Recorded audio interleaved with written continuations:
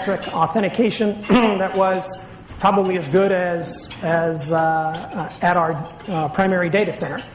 Had built into it the ability to be able to move money directly from my account to a point-of-sale terminal. Had the ability to be able to keep track of all. It was a full-blown electronic wallet that had the ability to be extremely cost-effective and efficient. Problem I had is when I looked up everybody that I had to work with, Intel wanted a piece of that transaction, Verizon wanted a piece of that transaction, Qualcomm wanted Motorola even wanted a piece of that transaction. By the time you looked at all the pieces I had to pull together, you look up and you think, now I didn't think it wasn't going to happen, but it certainly was one of those deals where it certainly hadn't happened yet. I'm going to argue that may be one of the most powerful examples of fatal assumptions. The digital company, the guys that are really developing power, everybody sort of knows this, but the companies that are really building power know it and commit to it at a level that you are underestimating. But I can tell you they are acutely aware that every keystroke, if they can capture it, is valuable to them. And at the end of the day, what is really powerful in this, and it's what the regulators and everybody else are really missing, what's really powerful here is not that they're going to sell this, not that they're going to deal with any of the things that the politicians or regulators really worry about. No, they're going to take care of you with this data. What's not to like about that? They're going to take care of you. They're going to take care of you better than anybody has ever taken care of you. What's not to like about that? It's an interesting question. Small screen, big screen. One of the things that we believed early on at CheckFree was that we didn't think you were going to get to charge separately for. We referred to it almost immediately as small screen, big screen versus mobile strategy. It's a small screen access to the digital world. It's not a mobile strategy. It's a small screen compared to the big screen. But at the end of the day, consumer gets to pick and choose that. What the consumer wants is, I'm going to pick my screen, I'm going to pick where I am going to pick it, and I know what I want. And I want it based on the highest level, best services that I've gotten. Those are my expectations. The powerful companies are working against everybody else because they are going to progressively do a better and better and better job of taking great care of me. It isn't just a technology issue, it's lots of pieces of lots of technology with lots of data backing it up that gives them the ability to do things for me that other organizations, despite having just as great a technology, can't do for me. And I know what I can get through those big brands, and that's why I'm going there. The big key is, as a consumer, that last point is really big. It's really big. I want it all handled in the background because as soon as I get exposed to too much of this, too much choice, too much, the Internet's original promise was too much for me as a consumer. I think if we sat here, next year and talked about how do we really get out of this concentration of power, it's going to be in tools and tool set capabilities that have to get built into the infrastructure that are going to enable more of this. But I'm not ready to argue that today because I don't see how easily we get there. I think this whole issue of being able to use the data to truly, genuinely take care of me in a way that nobody else without that data can take care of me, do it all in the background because I don't want to see it.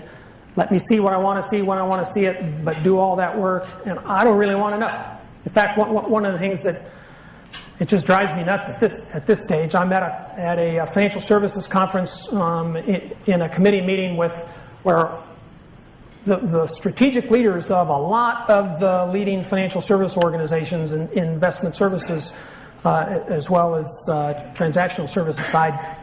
These are the strategic leaders of financial services. They have this discussion about social media. Well, first of all, it's just a problem right off the bat defining the whole discussion about digital delivery as social media. Yes, social media is important. Obviously, that's sort of the wrapper around a bunch of these key brands. But at the end of the day, it's digital delivery as a whole that you have to pay attention to think about. Then, as they get to talking about the privacy and the security of their data and where the data is being used, and you hear person after person talking about how on Facebook, they don't let that information out, they only share this information, and they don't let that in. And you hear these people talking about this, and I finally raised my hand and I said, hey, is anybody here going to talk about the fact that you guys are talking about securing the data and not sharing and not letting it out to other people? Is anybody in here going to notice that Facebook has all that data anyway? You can't shut them out. It's their platform. All this data that you're making sure doesn't get out, you're making sure it doesn't get out from their platform. Has it dawned on you that Facebook has all that information? And that there's a nice alliterative quality to the phrase Facebook finance? And you look around, there's not a single look of recognition around the room. I don't have the slightest idea whether there's any discussion. I'm pretty sure there's a discussion somewhere in there about Facebook finance. I have no idea where it is, what they're doing. But the idea that the major strategic leaders in financial services aren't even aware that their own personal data is all being accessed by Facebook, let alone that Facebook is likely to compete in some form or another in being a distribution of financial services, that's interesting. I'm going to give you an example here and it's really important that I lead with this. I am not predicting that this company is going to do this exactly. What I want to do is take you through the power that this company has to do this. They absolutely can do what I'm about to go through. But it is important, that I'll tell you, I don't have inside access to anyone there beyond, what a normal strategic player in this market would have. I don't know what they're actually going to do. They're in such a position of power that I am sure that they're going to be able to extract payments from people along the way, that there'll be reasons not to follow this exact strategy. But I want you to understand, feel free to challenge me on, they have the power and permission to do this. So we're going to talk about the Google Wallet. Now, I'll tell you that, the last group that was on right before lunch, I know a bunch of those guys. There's a lot of things that they're going to do that are going to, I think, cause Google to come to them, or them to be able to go to Google and say, we should be a player with you. We can bend some of what you're looking at in the market today. Lots of things that could happen, but Google has the ability to be the single most powerful financial services brand in the United States, in my opinion, if they want to be, and I'll tell you why. First of all, Google provides it for free. Totally free. Completely free. Now, free is an interesting word. We're going to come back to the word free. But for now, look, it's totally free, and so that gives Google a pretty easy on-ramp. Google owns its own mobile operating platform. I noticed a couple days ago that the new stats came out, and Google Android is growing, accelerating its growth faster than any other mobile operating platform, both in the U.S. and globally.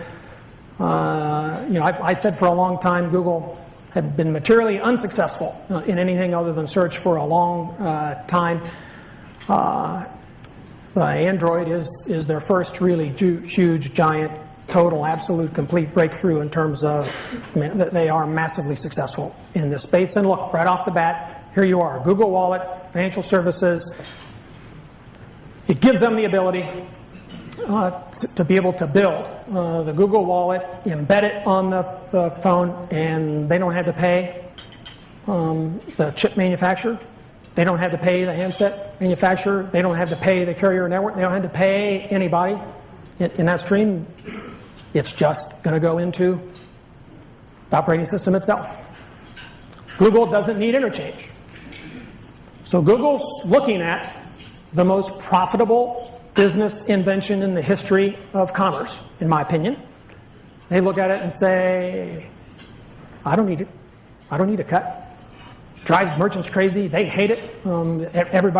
I've got to go negotiate with the banks, which are the worst organizations in the world to negotiate with. It's a monopoly. Let's face it, it still is for now. Well, I don't need it. I don't want to mess with it. I don't need to be paid. I'm free. You guys can have interchange.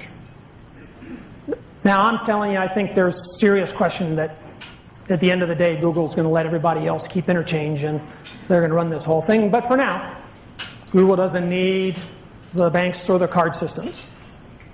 In fact, Google doesn't need anybody.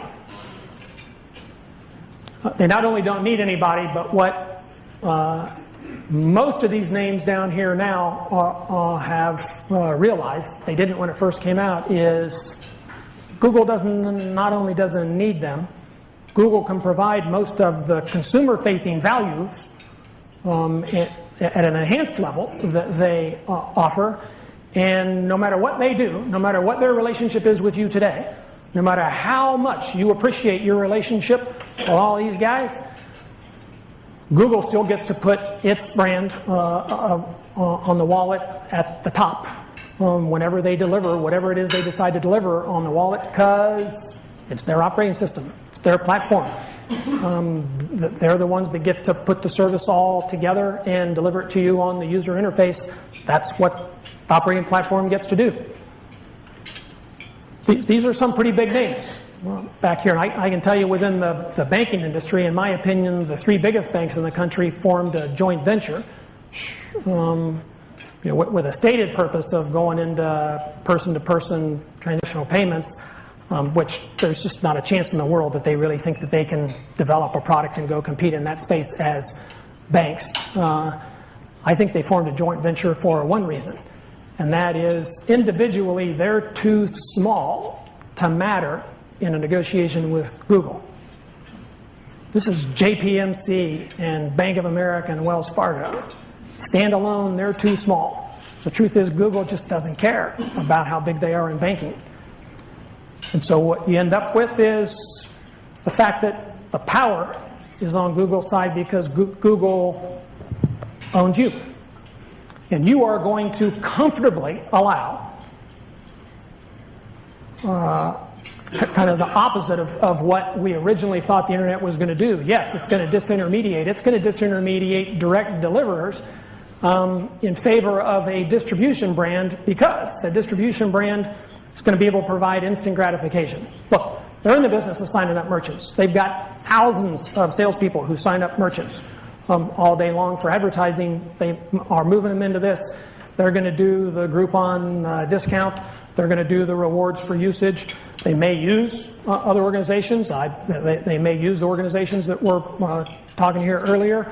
But look. They're the ones that get to put it together. They own the operating system. They get the last say on putting the service together and tying it together. It's definitely going to be on a mobile platform. That's definitely where financial services is going to end up. They obviously can provide you with great records, so that they're the last part of the process that can see the different components in your financial transaction. They're in the best position to be able to take care of all the data in the background and provide you with a simple, clear report that tells you exactly what you want to know about your financial transactions, your financial position, exactly in the way that you want. And they know it because they know what you like. They do it as a service. They do it very simply. You don't see any costs. It's free to you. It's personalized because, let's face it, they know more about you than anybody knows about you. I put knows more than your spouse, and I felt a little guilty about it, and then I thought, actually, no. It's actually probably more accurate than our spouses would like to admit, or that we would like to admit about what they know. Look, it's just a fact of life. When you really realize, and you probably don't today, how much data they have access to today, they know a lot. They know a lot. And, of course, at the end of the day, the empower why they're in that position. But this is important at the very top.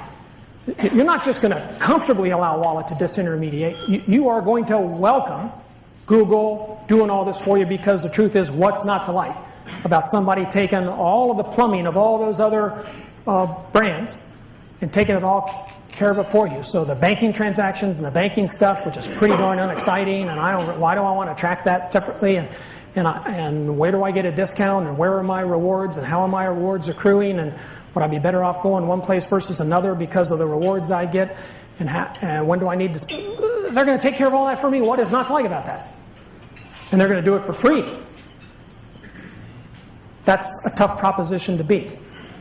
Because the truth is, as consumers, we don't really understand. We don't really think about. But as business people, I think that the marketplace is behind in really understanding the power of digital power. And I just think when you look at what Google's in a position to be able to do, the power of that, you really do have to dig into understanding what really gives Google that power. And what gives them that power is us. It's the fact that free is, of course, not really free. It is in the digital world. If we're getting something for free, the fact is there's a reason why we're not paying for the product, and that is we are the product. Now, that's not necessarily a big negative pejorative. We're all okay with it for now, because it gets us what we want. It gets us great service that is personalized. We don't have to talk to a bunch of people. We don't have to tell them what we want. We don't have to deal with this massive excess amount of choice and data, and they're doing it all for us. And they're not selling our data, and they're not giving it out to other people. In fact, they're doing it progressively more and more securely. I think, though, that it is a really important issue that we have to understand, because ultimately this can't keep going the way it's going. This power can't keep concentrating, and I think there's a lot that is going to continue to iterate. There are going to be better and better tools so that companies are going to be able to catch up on a bunch of what it is being developed today. And I think increasingly the tools will get out to the consumer. And if the consumer can more easily aggregate and manage things like the wallet's going to do for us, I'd much rather do it myself if it's really easy. But look, I think we're a long way from that. It's going to take a while before we're really able to provide the kinds of services at a personalized level with the kind of automation that deals with the fact that I can't deal with all the choice. I can't deal with all the data and information services that are out there. It's going to be a while. And in the meantime, I think the thing that we just have to be aware of, yes, it's early, it's going to evolve. This is just, probably inning 3 in a 9-inning game as the Internet 2, evolves towards Internet 4. But it's pretty unpredictable. And right now, I don't see in the near future how someone's going to Amazon is signing up more and more people to, something as simple as, look, I've paid $75 and I get free shipping, so if I'm going to get something online, why wouldn't I check to see if I can get it through Amazon because I get free next day shipping I already paid for? That's not, a technology breakthrough. That's fundamental brand marketing matched with increasingly better technology capabilities like the Fire tablet. And so now Amazon has done a $300 million deal for digital content, and they've got a tablet that is going to do a lot of what it is that I want to do, and has solved so much of the choice. If you really think about what the iPad has done, it's taken some of the data and complexity and things that I still had to deal with a PC and using digital delivery and using the internet, and it's handled more of that for me. So it's now simple. At the end of the day, that's what the iPad is. If you listen to Jobs, he wasn't trying to invent new technology. He was trying to figure out how to make it much easier for the average person to use it exactly what they did. They take care of more of those services, and in doing so, they get me to trust them to do more for me. They get more data. Apple has more data on me and my household today than I ever dreamed one company would have.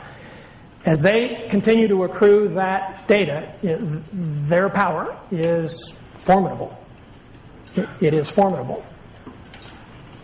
And I think that we as business people, everybody who's working in the digital world is ultimately going to end up dealing with, as this evolves, how do we deal with getting our customers back away from these what right now is a fairly concentrated number of distribution brands, brands that are, while the gathering is good, they are gathering data, they are building relationships, and as they build relationships, they're gathering more data.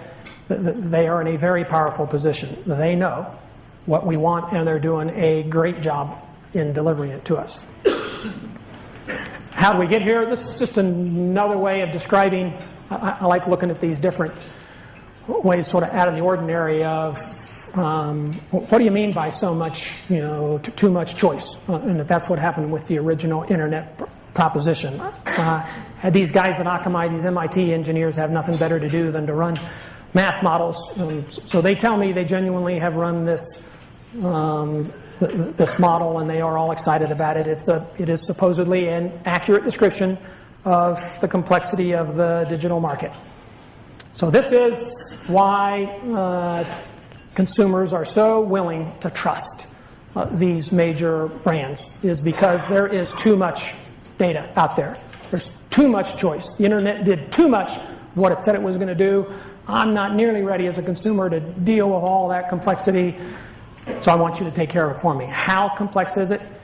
I like this one. You take the sum of everything that has been published since Gutenberg to 2007. Everything that has been published. Add it all together. And that much new data is published every 48 hours today. So it's an interesting math point. It's an interesting thing for MIT engineers to do in their pastime. But it actually really does mean something. This is what consumers are faced with if they don't have Facebook and one-click and in the relationships that Google takes care of that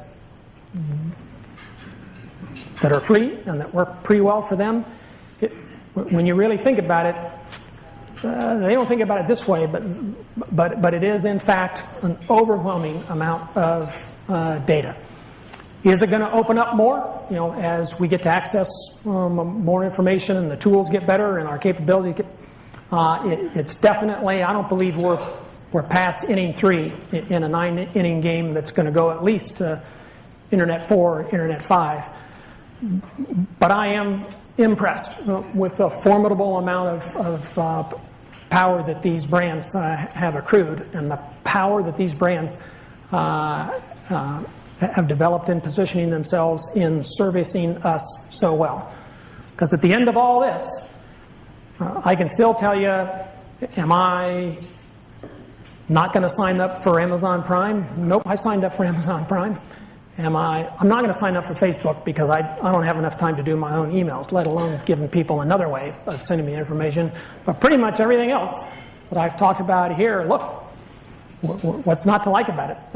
The fact is they're doing my work for me. They are solving the problems of dealing with all that data, of dealing with all that access. And the truth is, I believe in that definition of personalized.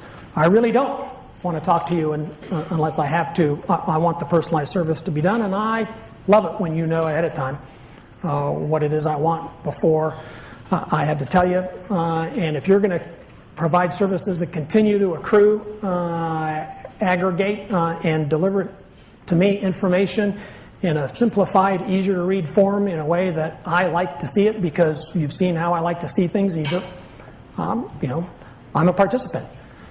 I'm not saying there's anything wrong with this. I'm just saying we, as people dealing in this marketplace, I think, can be served by being aware.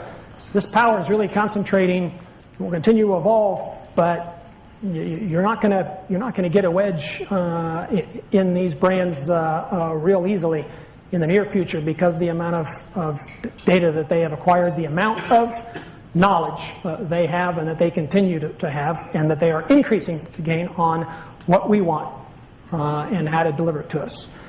I think it's the promise of the internet, the promise of digital delivery is everything we ever thought it was and more. There will be other things that will happen in this marketplace as it evolves forward that we didn't anticipate. For now, I'm formidably impressed with the concentration of power in these distribution brands. I'm going to try to continue to understand it better and figure out what that means for the businesses I'm investing in, what it means for opportunities in the future. But I definitely think we need to think about it. Thanks very much. I appreciate it.